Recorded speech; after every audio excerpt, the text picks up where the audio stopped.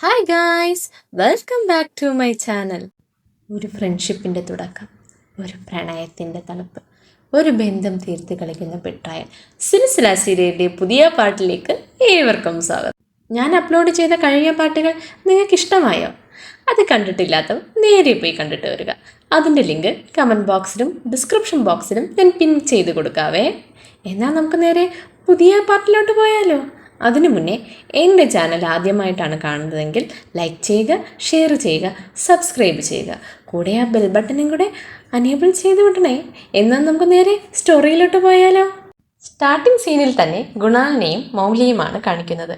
ഗുണാൽ ചോദിക്കുന്നു, നന്ദിനി എന്തെങ്കിലും പറഞ്ഞോ നിന്നോട്? അതൊക്കെ എന്തിനു ചോദിക്കുന്നേ? അവൾ നല്ല ടെൻഷനിലായിരുന്നു. അവൾ ഇപ്പോഴും ആ രാജദീപിനെ പേടിച്ചിട്ടാണ് ഇരിക്കുന്നത്. എനിക്ക് തോന്നുന്നു അങ്ങനെയൊക്കെ ആണെന്ന്. അയാൾ ഇനി അവളെ എന്തെങ്കിലും ചെയ്യുമോ എന്നൊക്കെയാവും അവളുടെ പേടി. പഴയ പോലെ എന്നോട് അവളൊന്നും നേരെ സംസാരിച്ചിട്ടില്ല ഗുണാൽ എന്നൊക്കെ മൗലി മറുപടി പറയുന്നു. നെക്സ്റ്റ് സീൻ, രാജ്ദീപ് നന്ദിനിയോട് പറയുന്നു, എനിക്ക് ആ വള വേണം, അതുകൊണ്ട് എന്തേലും ചെയ്ത് ആ വള എനിക്ക് കൊണ്ടുവാ എന്നും പറഞ്ഞ് അവളെ ഓടിച്ചു വിടുന്നു.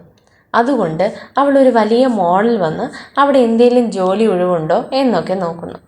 അവിടെ തന്നെയാണ് ഗുണാലും മൗലിയും വരുന്നത്. എന്നാൽ അവർ പരസ്പരം കാണുന്നില്ല. അങ്ങനെ നന്ദിനി ഒരു സാരി ഷോപ്പിൽ ജോലി നേടുന്നു. അവിടെ ഒരു സ്ത്രീ ഇത് കൊള്ളില്ല, അത് കൊള്ളില്ല, വേറെ സാരി എടുത്തിട്ട് എന്നൊക്കെ പറഞ്ഞ് നന്ദിനിയെ കഷ്ടപ്പെടുത്തിയിട്ടേ ഇരിക്കുന്നു. നന്ദിനി തിരിഞ്ഞതും ആ സ്ത്രീ ഒരു കോഫി എടുത്ത് ആ സാരിയിൽ ഒഴിക്കുന്നു. എന്നിട്ട് നന്ദിനിയാണ് അത് ചെയ്തതെന്ന് പറഞ്ഞ് പ്ലേറ്റ് മറിക്കുന്നു. അങ്ങനെ അവിടെ നല്ല വഴക്കാകുന്നു. എന്നാൽ മൗലിയും സെയിം ഷോപ്പിൽ തന്നെയാണ് സാരി എടുക്കാൻ വരുന്നത്. ഈ ബഹളമൊക്കെ മൗലിയും കേൾക്കുന്നു. എന്ത് പ്രശ്നമാണ് അവിടെ നടക്കുന്നത്?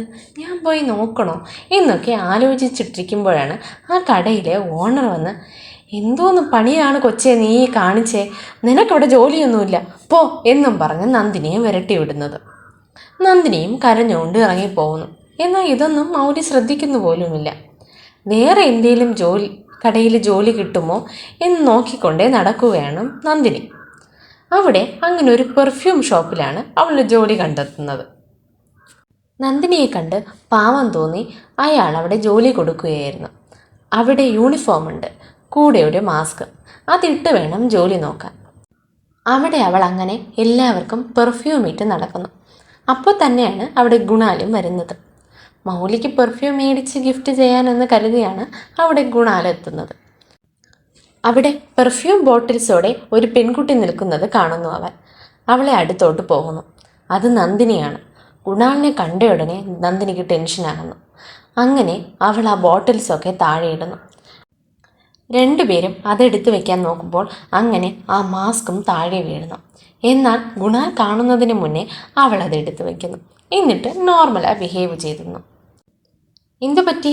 എന്താ എല്ലാം പെട്ടെന്ന് താഴേക്ക് ഇട്ടത്? നിങ്ങൾക്ക് എന്തെങ്കിലും കുഴപ്പമുണ്ടോ? വേറെ പ്രശ്നമൊന്നുമില്ലല്ലോ. ഇല്ല സാർ, എനിക്ക് കുഴപ്പമൊന്നുമില്ല. നിങ്ങൾക്ക് എന്തെങ്കിലും പെർഫ്യൂം വേണോ? അതെ, എനിക്ക് എൻ്റെ വൈഫിന് ഗിഫ്റ്റ് ചെയ്യാൻ ഒരു പെർഫ്യൂം വേണം. എന്നാൽ അവൾക്ക് ഏതാണ് ഇഷ്ടപ്പെടുന്നതെന്ന് എനിക്കൊരു ഐഡിയ ഇല്ല, അതാ. ഉടനെ നന്ദിനിക്ക് പഴയ കാര്യം ഓർമ്മ വരുന്നു. മൗലിക്ക് ജാസ്മിൻ ഫ്ലേവർ ഭയങ്കര ഇഷ്ടമാണ്. ഉടനെ നന്ദിനി ഗുണാലിനോട് പറയുന്നു, എല്ലാ പെൺകുട്ടികൾക്കും ജാസ്മിൻ ഫ്ലേവർ ഭയങ്കര ഇഷ്ടമാണ് സാർ. അതുകൊണ്ട് ഈ പെർഫ്യൂം നിങ്ങളുടെ വൈഫിന് കൊണ്ടുപോയി കൊടുക്കൂ, അവർക്ക് ഉറപ്പായും ഇഷ്ടപ്പെടും എന്നവൾ പറയുന്നു. ഉടനെ ഗുണാൽ അത് വാങ്ങി സ്മെൽ ചെയ്ത് നോക്കുന്നു. അവനും ഇഷ്ടമാകുന്നു. പാക്ക് ചെയ്യാൻ പറഞ്ഞിട്ട് അവിടെ നിന്ന് അവനും പോകുന്നു. ഒടുവിൽ നന്ദിനി എല്ലാ പെർഫ്യൂമും വിറ്റ് തീർക്കുന്നു. അത് കണ്ട് ഓണറിന് നല്ല സന്തോഷമാകുന്നു. നിങ്ങൾ നന്നായിട്ട് തന്നെ ജോലി നോക്കി, സൂപ്പർ.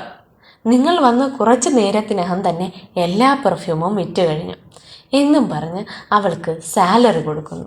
ഇത് കണ്ട നന്ദിനിക്ക് നല്ല സന്തോഷമാകുന്നു. താങ്ക് യു സാർ എന്നും പറഞ്ഞുകൊണ്ട് അവിടെ നിന്ന് ഓടിപ്പോകുന്നു. രാജീവ് കയ്യിൽ ആ പൈസ ഏൽപ്പിക്കാനാണ് അവൾ പോകുന്നത്. ആ സമയത്ത് തന്നെ മൗലിയും അങ്ങോട്ട് വരുന്നു. നന്ദിനിയും മൗലിയും ഒരേ സ്ഥലത്തോട്ട് വരുന്നത് കണ്ട് രാജദീപിന് ടെൻഷനാകുന്നു. അയ്യോ, നന്ദിനിയെ കണ്ട ഇപ്പോൾ പ്രശ്നമാകുമല്ലോ, അതും നന്ദിനി ഈ കോസ്റ്റ്യൂമിലാണല്ലോ എന്നും ആലോചിച്ചുകൊണ്ട് നിൽക്കുന്നു. ഉടനെ അവൻ മൗലി ഇങ്ങ് വാ എന്നും പറഞ്ഞ് വിളിക്കുന്നു. നന്ദിനിക്ക് മനസ്സിലാവുന്നു മൗലി ഇവിടെ ഉണ്ടെന്ന്. ഉടനെ തന്നെ തിരിഞ്ഞു പോകുന്നു. മൗലിയും രാജ്ദീപും സംസാരിച്ചിട്ടിരിക്കുന്നു. ഉടനെ മൗലി ചോദിക്കുന്നു, ഓക്കെ, നന്ദിനി എവിടെ? അവളുടെ റെസ്റ്റ് റൂം പോയിരിക്കുന്നു, ഇപ്പം വരും. അപ്പോൾ ഗുണാലും അവിടെ വരുന്നു. ഓ, ഇവ ഇവിടെയും വന്നോ എന്ന ഭാവത്തിലാണ് ഗുണാലുള്ളത്. ഉടനെ മൗലി, ശരി, നിങ്ങൾ സംസാരിക്കേ, ഞാൻ റെസ്റ്റ് റൂം വരെ പോയിട്ട് വരാം എന്നും പറഞ്ഞ് അവൾ പോകുന്നു. അവിടെ ആരോ വൊമിറ്റിംഗ് ചെയ്യുന്ന സൗണ്ട് എല്ലാവരും കേൾക്കുന്നു. എന്ത് പറ്റി? നിങ്ങൾ പുറത്തു വരൂ, ഞാനൊരു ഡോക്ടറാണ്, ഞാൻ നോക്കാം നിങ്ങളെ, ഇറങ്ങി വരൂ എന്ന് മൗലി പറയുന്നു. അവൾ വൊമിറ്റിംഗ് ഒക്കെ ചെയ്ത് കഴിഞ്ഞ് ക്ലീനാക്കി ടയേർഡായി ഡോർ തുറന്ന് പുറത്തു വരുന്നു. അപ്പോൾ ആണ് നന്ദിനിയാണ് അതെന്ന് മൗലിക്ക് മനസ്സിലാവുന്നത്. നന്ദിനിയെ കണ്ടതും മൗലി ഷോക്കാവുന്നു. നന്ദിനി, നീയോ? എന്തു പറ്റി എന്നും പറഞ്ഞ് അവളെ പതുക്കെ പിടിച്ച് ഒരു സീറ്റിൽ കൊണ്ടുപോയി ഇരുത്തുന്നു. എന്തു പറ്റി നിനക്ക്? എന്തെങ്കിലും ഫുഡ് പോയ്സൺ ആണോ? അതൊന്നുമില്ല എന്ന് ചിരിച്ചുകൊണ്ട് നന്ദിനി മറുപടി കൊടുക്കുന്നു. എന്നിട്ട് മൗലിയുടെ കൈ കൊണ്ട് അവളെ വയറിൽ വയ്ക്കുന്നു. അപ്പോഴാണ് മൗലിക്ക് സംഗതി മനസ്സിലാവുന്നത്. എന്താ, നീ പ്രഗ്നൻ്റ് ആണോ? ഞാൻ കുഞ്ഞമ്മയാകാൻ പോവുകയാണോ? ഒരു കുഞ്ഞ് വരാൻ പോകുന്നു, ഒരു കുഞ്ഞ് നന്ദിനി വരാൻ പോകുന്നു. അയ്യോ, ഞാൻ ഭയങ്കര ഹാപ്പിയായി എന്നും പറഞ്ഞ് കൊച്ചു പിള്ളേരെ പോലെ തുള്ളിച്ചാടുന്നു. ഇതൊക്കെ കണ്ടിട്ട് നന്ദിനിക്ക് നല്ല സന്തോഷമാകുന്നു. രണ്ടുപേരും കെട്ടിപ്പിടിക്കുന്നു. അതോടെ മൗലി പറയുന്നു, ഞാൻ 100ന് മുകളിൽ ഡെലിവറി നോക്കിയിട്ടുണ്ട്, നിൻ്റെ കുഞ്ഞിനെ ഞാൻ തന്നെ ഡെലിവറി നോക്കും, നീ എന്നെ തന്നെ കൺസൾട്ട് ചെയ്യണം കേട്ടോ എന്നൊക്കെ ചിരിച്ചുകൊണ്ട് സംസാരിക്കുന്നു. എന്നിട്ട് രണ്ടുപേരും നടന്നു പൊയ്ക്കൊണ്ടിരിക്കുമ്പോൾ അവിടെ ഒരു ഷോപ്പിൽ കുഞ്ഞു പിള്ളേരുടെ ഡ്രസ്സൊക്കെ തൂക്കിയിട്ടിരിക്കുന്നത് കാണുന്നു. നല്ല ഭംഗിയുണ്ടല്ലേ, ഇപ്പോഴും ഇതൊക്കെ വാങ്ങി വെക്കണം പോലെ തോന്നുന്നു എന്നൊക്കെ മൗലി സംസാരിച്ചു കൊണ്ടേ നടക്കുന്നു. അവിടെ ഗുണാലും രാജ്ദീപും സംസാരിച്ചുകൊണ്ടിരിക്കുകയാണ്. അവൻ എപ്പോഴത്തെയും പോലെ കമ്മീഷനെ കുറിച്ചാണ് സംസാരിക്കുന്നത്. എന്നാൽ ഗുണാലിന് ഈ വിഷയത്തിൽ അത്ര ഇൻട്രസ്റ്റ് ഒന്നുമില്ല. അവൻ നന്ദിനിയും മൗലിയും മീറ്റ് ചെയ്യാൻ വേണ്ടിയിട്ടാണല്ലോ ഇങ്ങനെയൊക്കെ അഭിനയിച്ച് നിൽക്കുന്നത്. ഉടനെ ഗുണാൽ പറയുന്നു, ഇങ്ങ് നോക്കൂ, എനിക്കിതിൽ ഇൻട്രസ്റ്റ് തോന്നുന്നില്ല. ഞാൻ നോക്കാമെന്ന് കരുതിയാണ് ഇതിനൊക്കെ ഇറങ്ങി പുറപ്പെട്ടത്. പക്ഷേ ഇപ്പം ഇത് ശരിയാവുമെന്ന് എനിക്ക് തോന്നുന്നില്ല. നമുക്ക് നെക്സ്റ്റ് ടൈം വേറെ എന്തെങ്കിലും വിഷയത്തിന് ഒരുമിച്ച് നീങ്ങാം എന്നൊക്കെ പറഞ്ഞ് ആ സിറ്റുവേഷൻ മാനേജ് ചെയ്യുന്നു. ഇതൊക്കെ കേട്ടിട്ട് രാജ്ദീപിന് നല്ല ദേഷ്യമായിരുന്നു. നമ്മളായിട്ട് കൊണ്ട് തലവെച്ച് കൊടുത്തല്ലോ എന്ന് വിചാരിച്ചു ഫേസൊക്കെ മാറുന്നു. മൗലിയും നന്ദിനിയും നടന്നു വരികയാണ്. ഓപ്പോസിറ്റ് തന്നെയാണ് രാജ്ദീപും ഗുണാലും നിൽക്കുന്നത്. നന്ദിനിക്ക് മൗലി ഇനി താൻ പ്രഗ്നൻ്റ് ആണെന്നുള്ള കാര്യം രാജ്ദീപിനോട് പറയുമോ എന്ന് പേടിച്ചിട്ടിട്ടാണ് നടന്നു വരുന്നത്. അവരടുത്തെത്താറാവുമ്പോൾ രാജ്ദീപ് അവിടെ നിന്നും പോയിരുന്നു. രാജ്ദീപ് എവിടെ എന്ന് നന്ദിനി തിരക്കുന്നു. കോൾ വന്നു എന്ന് പറഞ്ഞ് അയാൾ പോയി.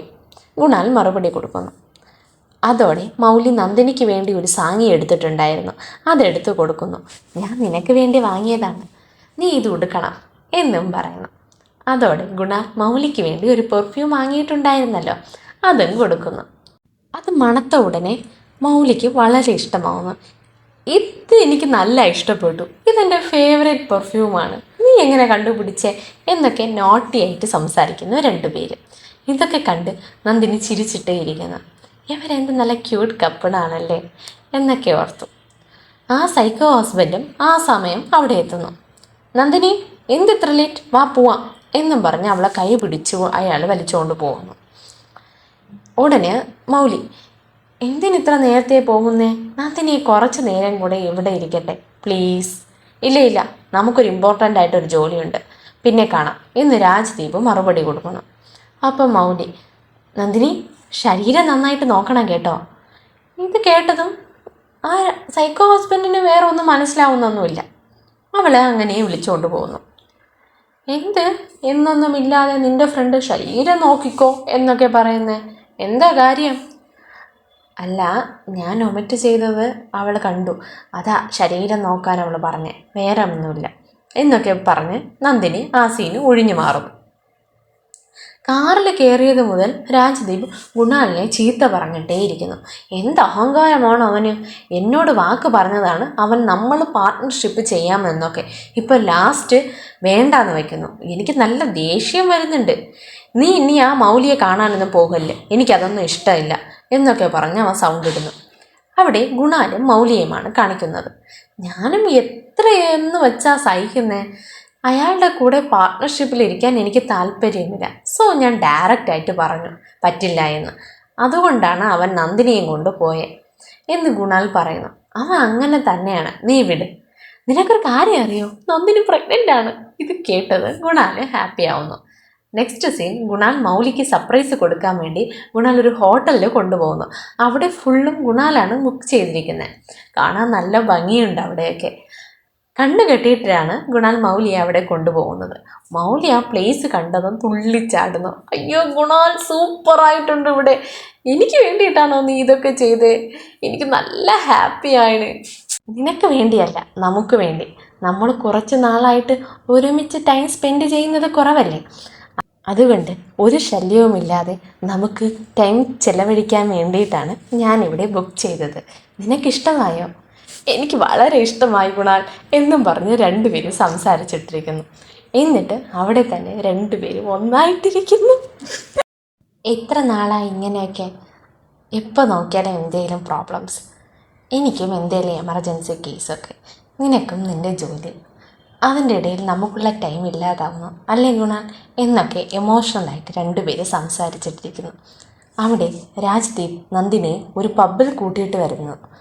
അവിടെ എല്ലാവരും കുട്ടി ഡ്രസ്സൊക്കെ ഇട്ടിട്ട് ഡാൻസ് കളിക്കുന്നത് നന്ദിനിക്ക് കണ്ടിട്ട് അത്ര ഇഷ്ടപ്പെടുന്നില്ല. എന്തിനെന്നെ ഇവിടേക്ക് കൊണ്ടുവന്നേ, എനിക്കിതൊന്നും ഇഷ്ടമില്ല എന്നൊക്കെ നിങ്ങൾക്ക് അറിയില്ലേ? ഞാൻ എവിടെ വിളിച്ചാലും നീ വരണം. ഞാനിവിടെ ഒരു ഇമ്പോർട്ടൻ്റായ കാര്യത്തിന് വേണ്ടിയാണ് നിന്നെ ഇവിടെ കൊണ്ടുവന്നത്. ആ ഗുണാലല്ലെങ്കിൽ എനിക്ക് വേറെ ആളേ ഇല്ലേ? ഞാൻ എൻ്റെ സീനിയർ ഡോക്ടറിനെ പോയി കണ്ടു. അയാൾ എനിക്ക് ഹെൽപ്പ് ചെയ്യാമെന്ന് പറഞ്ഞു. എന്നാൽ അത് നീ വിചാരിച്ചാൽ തന്നെ നടക്കും എന്നൊക്കെ രാജ്ദീപ് നന്ദിനിയോട് പറയുന്നു. ഞാനോ? ഞാനെന്ത് ചെയ്യാൻ എന്ന് അവളും ചോദിക്കുന്നു. ഇങ്ങ് നോക്ക്, ആ ഡോക്ടർ വരുമ്പോൾ നീ അയാളോട് നല്ല രീതിയിൽ പെരുമാറണം, മനസ്സിലായോ എന്നൊക്കെ രാജ്ദീപ് പറയുന്നു. എന്നാൽ നന്ദിനിക്ക് ഒന്നും മനസ്സിലാവുന്നില്ല. തൻ്റെ ഹസ്ബൻഡ് പറഞ്ഞതുകൊണ്ട് അവളും സമ്മതിക്കുന്നു. അപ്പോൾ അവിടെ ആ സീനിയർ ഡോക്ടറും വരുന്നു. അയാൾ നല്ല വയസ്സനാണ് കേട്ടോ. വന്ന പാടെ നന്ദിനിക്ക് തന്നെ കൈ കൊടുക്കുന്നു. അവളെ ഒരുമാതിരിയൊക്കെ നോക്കുന്നുമുണ്ട്. എന്നാൽ നന്ദിനിക്ക് ഇത് അൺകംഫർട്ടബിളായിട്ട് തോന്നുന്നു. എന്നാലും ഹസ്ബൻഡ് പറഞ്ഞതല്ലേ, അതുകൊണ്ട് അവന് കൈ കൊടുക്കുന്നു. ഇവിടെ നല്ല സൗണ്ടായിരിക്കുന്നു. ഞാനിവിടെ റൂം എടുത്തിട്ടുണ്ട്, നമുക്ക് അവിടെ പോയി വിശദമായി സംസാരിക്കാം, വരൂ എന്നും പറഞ്ഞ് സീനിയർ ഡോക്ടർ അവരെ കൊണ്ടുപോകുന്നു. അവരും സമ്മതിച്ചു, അയാളുടെ കൂടെ തന്നെ പോകുന്നുമുണ്ട്. അവിടെ എത്തിയ ഉടനെ ആ കിളവൻ രാജ്ദീപിന് കണ്ണുകൊണ്ട് സിഗ്നൽ കൊടുക്കുന്നു, നീ ഇവിടെ നിന്ന് പോയെന്ന്. അവനും അത് മനസ്സിലായിട്ട്, അയ്യയ്യോ എൻ്റെ ഫോൺ ഞാൻ അവിടെ വച്ചിട്ട് വന്നു, ഞാൻ പോയി എടുത്തിട്ട് വരാം. ഇത് കേട്ടപാടെ നന്ദിനിക്ക് പേടിയാവുന്നു. നിങ്ങൾ എവിടെ പോകുന്നു? ഞാനും വരുന്നു, എനിക്കിവിടെ നിൽക്കാൻ പേടിയാ. ഏയ് നീ ഇവിടെ നിൽക്കേ, ഞാൻ 2 മിനിറ്റിൽ വരാം, പേടിക്കാതെ. അങ്ങനെ നിർബന്ധിച്ച് അവൾ അവിടെ നിർത്തിയിട്ട് അവൻ പോകുന്നു. എന്നാൽ നന്ദിനിക്ക് എന്ത് ചെയ്യണമെന്നറിയാതെ പേടിച്ചിട്ടേ നിൽക്കുന്നു. ഒരു സൈഡിൽ നന്ദിനിയെ അയാൾ ഒരുമാതിരി നോക്കുന്നു. അയാൾ നിറയെ ഡ്രിങ്ക്സൊക്കെ എടുത്തുകൊണ്ട് വന്ന് നന്ദിനിക്ക് ഓഫർ ചെയ്യുന്നു. ഞാനിതൊന്നും കുടിക്കാറില്ല, എനിക്കിതൊന്നും ശീലമില്ല എന്ന് നന്ദിനി അയാൾക്ക് മറുപടി കൊടുക്കുന്നു. ഉടനെ അയാൾ കുടിച്ചിട്ട് ഡോർ ലോക്ക് ചെയ്യുന്നു. എന്നിട്ട് അവളെ അടുത്തോട്ട് ഒട്ടിച്ചേർന്ന് ഇരിക്കാൻ പോകുന്നു. നന്ദിനി പേടിച്ചിട്ട് തന്നെ പുറകോട്ടും പോകുന്നു. ഇതോടെ നമുക്ക് ഈ പാർട്ട് അവസാനിപ്പിക്കാം. നിങ്ങൾക്ക് ഈ പാർട്ട് ഇഷ്ടമായോ എങ്കിൽ ലൈക്ക് ചെയ്യുക, ഷെയർ ചെയ്യുക, സബ്സ്ക്രൈബ് ചെയ്യുക. എന്നിട്ട് പുതിയൊരു ഇൻട്രസ്റ്റിംഗ് പാർട്ടുമായിട്ട് ഞാൻ നാളെ വരാം, ഇതേ സമയം. ബൈ.